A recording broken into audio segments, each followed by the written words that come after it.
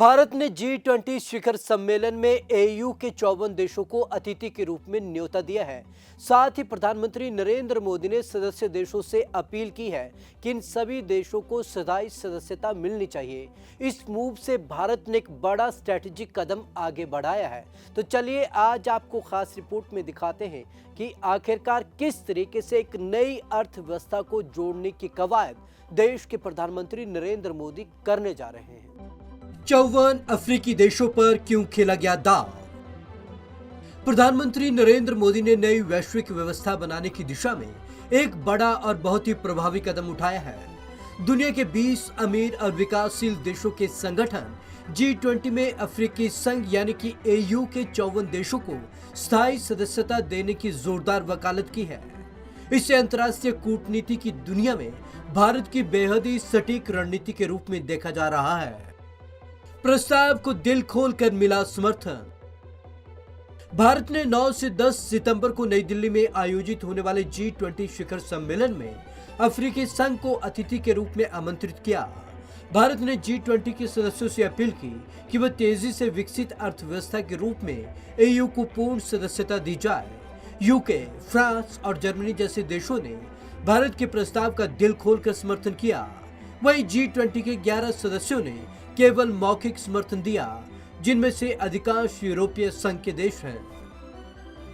चीन को चुभ रही होगी ये चाल। खनिज संसाधनों से समृद्ध इस महाद्वीप को अपनी अर्थव्यवस्था दुरुस्त करने के लिए मार्गदर्शन और समर्थन की जरूरत है। आज अफ्रीका के संसाधनों पर चीन जैसे देशों की निगाहें गड़ी हुई हैं, जो विकास की मदद के नाम पर कर्ज के जाल में फंसाते हैं और फिर वहां के संसाधनों का दोहन करते हैं। स्वाभाविक है कि एयू को G20 का स्थायी सदस्य बनाने के भारत के प्रस्ताव पर ऐसे सदस्य देशों ने आपत्ति जताई है, जिसमें चीन भी शामिल है। अफ्रीकी संघ को मिले स्थायी सदस्यता। भारत इस बात को लेकर आश्वस्त है कि 54 देशों के प्रभावशाली समूह अफ्रीकी संघ को G20 में स्थायी सदस्यता दी जाएगी।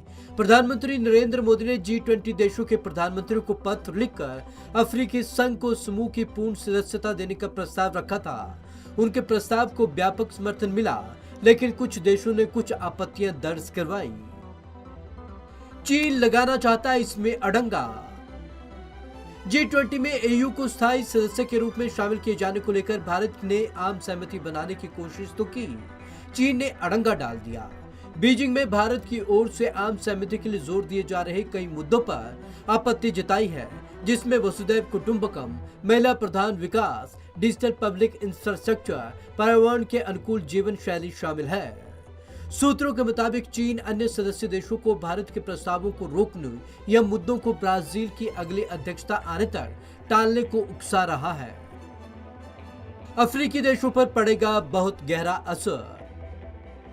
भारत का यह कदम अफ्रीकी देशों पर बहुत गहरा असर डालेगा, जो बहुत हद तक चीन के पाले में जाता दिख रहा है। G20 की सदस्यता मिलने से अफ्रीकी देशों को आर्थिक विकास, जलवायु परिवर्तन, सतत विकास जैसे प्रमुख वैश्विक मुद्दों पर अपनी राय दृढ़ता से रखने का अवसर मिलेगा। दरअसल उभरती हुई अफ्रीकी अर्थव्यवस्था का फायदा उठाने के लिए गला काट प्रतिस्पर्धा हो रही है। भारत और चीन के नजरिए में बहुत अंतर। भारत ही नहीं, चीन, यूरोप और अमेरिका जैसे देश अफ्रीकी देशों की सरकारों को जीतने की रेस में जुटे हैं। हालांकि अफ्रीकी देशों के साथ संबंध को लेकर चीन और भारत के नजरिए में बहुत बड़ा अंतर है। भारत अपने भारतीय तकनीकी और आर्थिक सहयोग ITEC कार्यक्रम के जरिए अफ्रीकी देशों के अपने पांव पर खड़ा करने में जुटा है, जबकि चीन वहां इंफ्रास्ट्रक्चर की जरूरतों के लिए कर्जदाता की भूमिका निभा रहा है। इस लालच में कि कर्ज नहीं चुकाने की स्थिति पर वह अफ्रीकी देशों को अपना उपनिवेश बना सकेगा।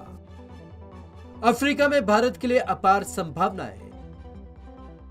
भारत की पहल पर G20 के अन्य सदस्यों ने अफ्रीका की समृद्धि में योगदान दिया तो निश्चित रूप से वह दुनिया के लिए एक बड़े बाजार के रूप में उभर सकता है, जिसका सीधा फायदा भारत को भी होगा। अफ्रीका के 54 देशों में से निर्यात के मौके से भारत की अर्थव्यवस्था को पंख लग सकते हैं। भारत पहले भी कर चुका अफ्रीका पर कार्यक्रम। अभी G20 के सदस्य वैश्विक अर्थव्यवस्था का 60% हिस्सा है। अगर अफ्रीका को भी शामिल किया जाए तो यह बढ़कर 80% हो जाएगा। भारत सरकार ने 2003 में फोकस अफ्रीका कार्यक्रम शुरू किया था। बीते मई महीने में भारत ने एक्सिम बैंक के भारतीय उद्योग परिसंघ CII के सहयोग से एक भारत अफ्रीका सम्मेलन का आयोजन किया। AU की वर्तमान सकल घरेलू उत्पाद यानी कि GDP 1 लाख करोड़ डॉलर से अधिक है, जो यूरोप के भौगोलिक आकार के लगभग के बराबर है। भारत अफ्रीका संबंधों का लंबा इतिहास। भारत और अफ्रीका के बीच व्यापार, शिक्षा, स्वास्थ्य देखभाल और टेक्नोलॉजी आदि के क्षेत्र में लंबे समय से सहयोग का इतिहास रहा है। यह बढ़ती अर्थव्यवस्था और जियोपॉलिटिक्स के बढ़ते दबदबे के कारण भारत की ऊंची होती हैसियत का प्रतीक है। भारत का EU को मिला समर्थन ब्रिक्स के देशों को भी बड़ा संदेश देगा। वर्ल्ड लीडर के रूप में भारत की गहरी छाप। भारत का अफ्रीकी संघ को शामिल करने का प्रस्ताव उस समय आया है जब देश G20 की अध्यक्षता कर रहा है। भारत ने इसे अपने एजेंडे को आगे बढ़ाने और G20 को ज्यादा विविध और व्यापक बनाने का अनूठा अवसर के रूप में भुना लिया है। भारत के इस कदम से वैश्विक व्यवस्था में बड़े बदलाव की राह मजबूत होगी। अंतर्राष्ट्रीय कूटनीति में ऐतिहासिक क्षण। भारत का अफ्रीकी संघ के G20 में प्रवेश करने की वकालत अंतर्राष्ट्रीय कूटनीति में एक ऐतिहासिक क्षण है। इससे न केवल AU की दावेदारी बल्कि वर्ल्ड लीडर के रूप में भारत की स्थिति को भी मजबूत बनाती है।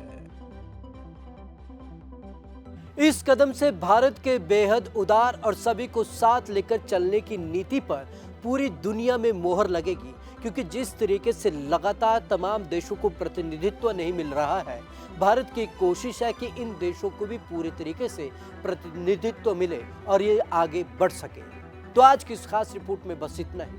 विवेक शर्मा को दीजिए इजाजत। नमस्कार।